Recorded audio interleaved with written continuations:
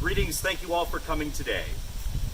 We are here today to honor a very special person, my granddad, Everett Edwin Hadley. As most of you know, my granddad was a great man. But no matter how much time we had to prepare for this day, we still don't feel ready to say goodbye. We appreciate how many of you have come to support us in this difficult time. We will have a moment to celebrate his life, his memory, his accomplishments, and the opportunity to share stories.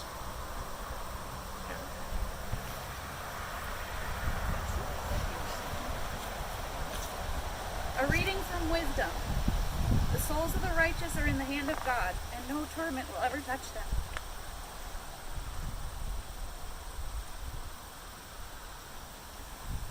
In the eyes of foolishness, they may seem to have died.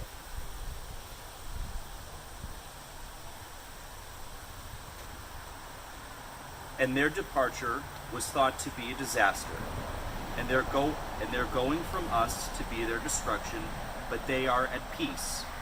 For though in sight of others they were punished, their hope is full of immortality.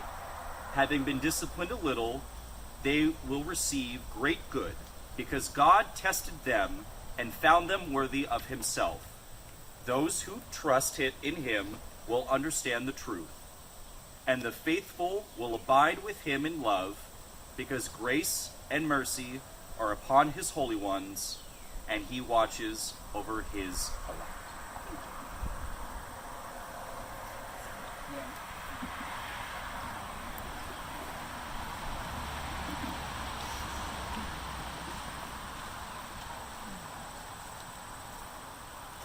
On behalf of President Biden, the United States Navy, the United States Army Air Force, and a grateful nation, I present to you, and in honor of your husband, Everett's faithful service, we present to you this flag. Thank you.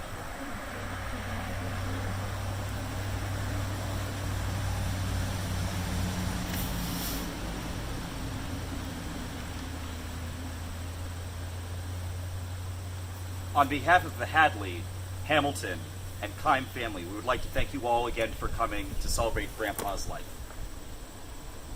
Everett Edwin Hadley lived a remarkable life, one that which inspired me greatly. When I was young, I always looked forward to seeing him in person and speaking with him on the phone.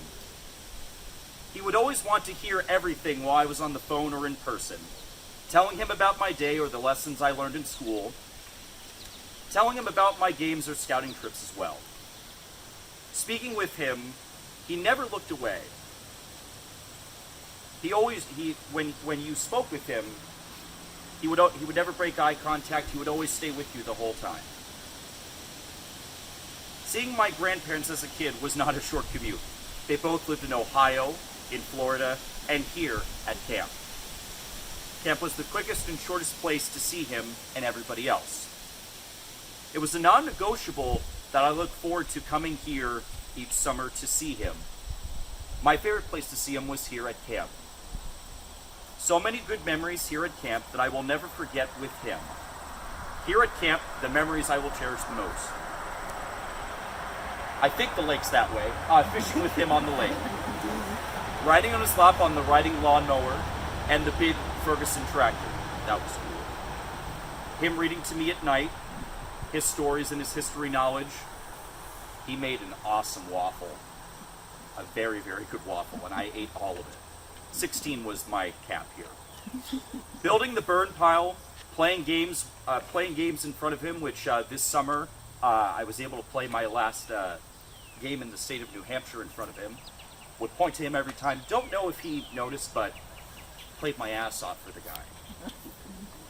The kitty hop leaving camp and singing in front of him. My favorite singing moment, it wasn't here at camp. It was in Alaska on a cruise where he had called me months before and asked me to sing your wedding song. That was really cool.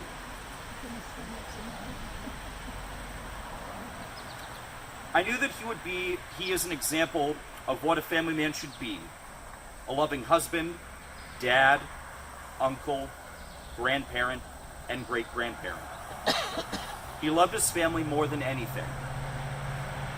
Not only was he a leader in our family, he was an incredible human and educator.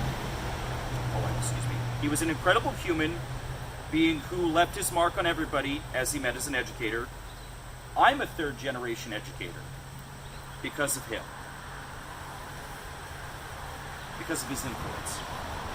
Career advising young adults and guiding them towards life success, developing athletes through my passion and energy and drive to have players be better men through sports. He was passionate about wine, politics, history, and so much more. I won't lie, I'm not a wine guy. I will be the first to tell you I am not a wine guy, but he loved that I brewed beer. He loved that quite a bit. His history stories that he would share with me continue on as I teach in the classroom and young lessons to young men on the field. While I may not know what my future or the future of our family will look like without Grandpa, I know that I'm a better person because I was loved by him. I only hope that I can continue to live up to the example of love, strength, character, and integrity that he set for all of us. While he's no longer here to say he's proud of me, I will carry the strength in my heart, and the kindest compliment I hope to hear is that your granddad would be proud.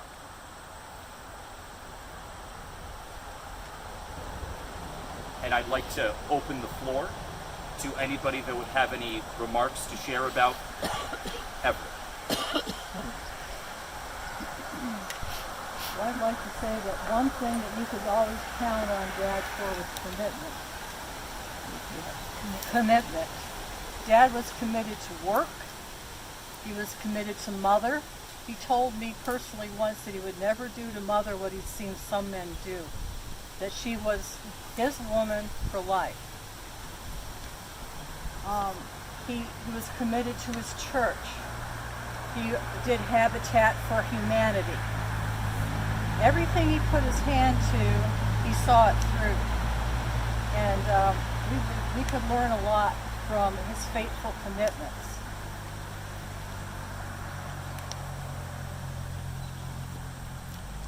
I learned comfort and acceptance from the Hadley family. So I lived at the bottom of the hill for many years and had a lot of family around from time to time. And we could be having a dinner party, and next thing we'd look over at the telephone, there's Everett. He said, "Oh, don't mind me, I just have a couple calls to make. I'll be out of here in a minute." And he'd just wave and off he would go. He was that comfortable, he could just come in. He was a nice guy.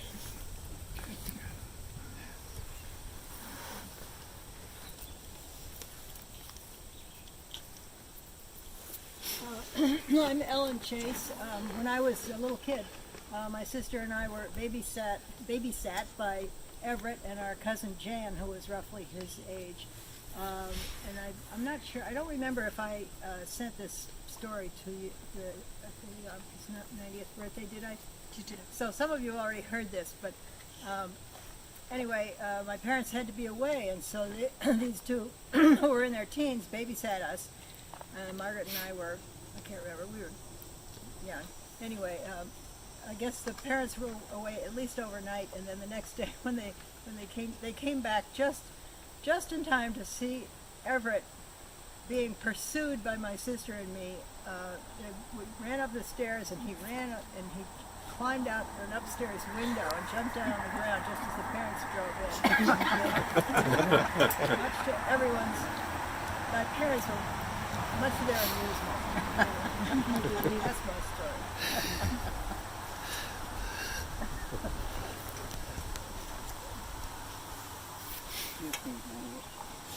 I spent 4 weeks at the villages with them, 4 different visits that I went, and had always made it the nicest week that I would be spending anywhere. I mean, we were busy every day, and we went to a couple of favorite restaurants that had the happy hour and what have you. But no matter wherever you met Had or whatever, he always made you feel like you were special, and he always made you feel welcome. I loved him. And we send him off in style with a kitty hop. You want to explain what that is? I don't think I can keep it together. Karen had a crazy cat that when we came in would jump sideways across the doorway. So it got to be a family tradition that whenever anybody left who was going away, we would all do the kitty hop.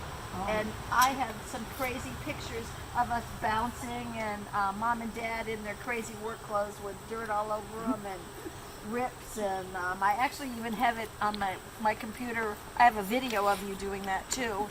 So when our hearse came and picked up Dad last week, we all did the kitty hop as he was going away. But I thought that was a proper send-off. Yeah. I don't know if you know this because you saw him at camp, most of you, but my father was a workaholic. He worked his tail off for his jobs. And he had a very persistent woman at his side that insisted that he come home for dinner. And we didn't have laptop computers when my dad was working. He went back to the office, but he was home for dinner. And despite his schedule, he came to everything we did. Every play, even the ones that were really awful. And there were a lot of awful plays. He came to every recital, even though I'm not good on the clarinet, he always made me feel like I could play it. He came to everything. He sent us flowers. Later I learned that it was my mother that sent the flowers in his name. That's the relationship that they had. She always made him look really good and always made sure that he remembered that we were as important as the students that he served. I will remember him. He was good at what he did because he was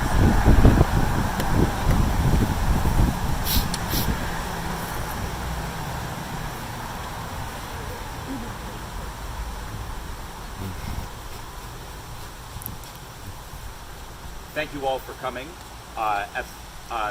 After our service, if you all wouldn't mind coming on top of the hill to join us for refreshments at 106 Pinecliff Road, we'd love to have you there. Also, if you notice, there's 2 urns up here. One is for my dad, and one is for my brother, who never really had a burial place. So we were able to get his ashes last year, and his wife's ashes, and they're in the smaller urn, and we're interring them here as well. We're bringing them home. Ted we always miss wanted them to be all. here, so we finally got to bring him home. So thank you for helping us bring him home.